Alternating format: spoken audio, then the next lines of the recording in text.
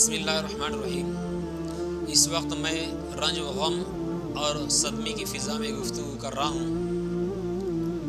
ایسے موقع پر میرے استاد اور دنیا کے سب سے مقبول ترین استاد حضرت مولانا عبدالرحیم صاحب فلاحی رحمۃ اللہ علیہ، کہ جن کو آج رحمۃ اللہ علیہ اور مرحوم کہتے ہوئے کلیجہ منہ کو آ رہا ہے،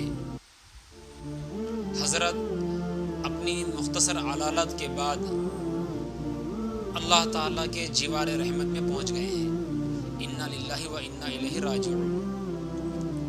اس دنیا میں ہر انسان کو اس دنیا سے رخصت ہونا ہے۔ ہر انسان کو موت آنی ہے، کسی کو موت سے چھٹکارا نہیں ہے۔ ہر شخص کو موت آنی ہے۔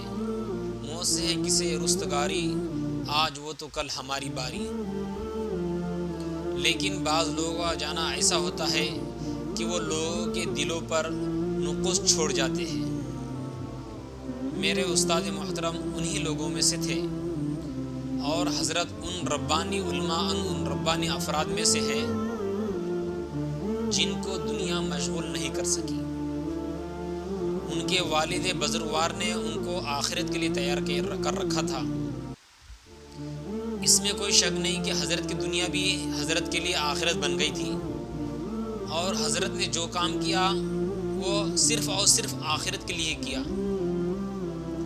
اور میں اس بات کی گواہی دیتا ہوں، ظاہر ہے کہ میرے علاوہ بھی بہت سارے ہزاروں لاکھوں افراد ہیں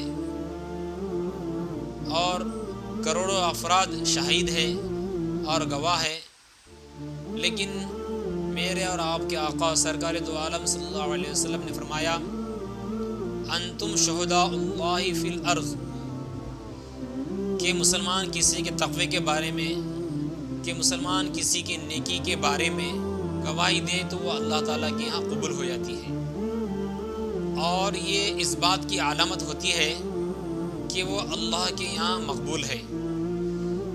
میرا تعلق حضرت سے سن 2001 سے ہے، کہ جب میں عربی چاہروم میں تھا، وہاں پر حضرت سے میں نے اور میرے رفقائے درس نے حضرت سے بہت ہی استفادہ کیا۔ اور میرے ایک ساتھی ہے مفتی جابر صاحب، جو ابھی اس وقت میں نظام آباد کے امیر ہے، تو میں اور مفتی جابر صاحب دونوں حضرت کے پاس پہنچے تو حضرت نے ہمیں ایک کتاب ہدیتاً دی۔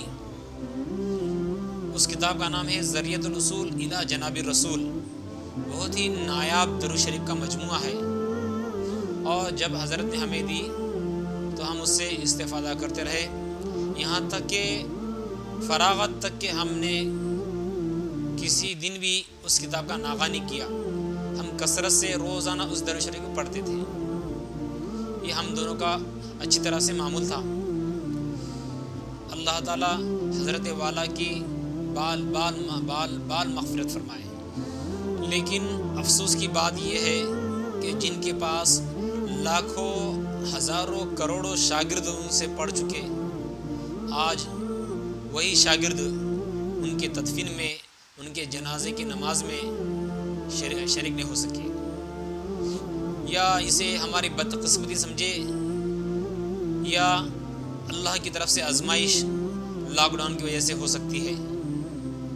مجھے تو یہ بات سمجھ میں آ رہی ہے کہ حضرت والا بار بار دوران درس ایک شعر کہا کرتے تھے،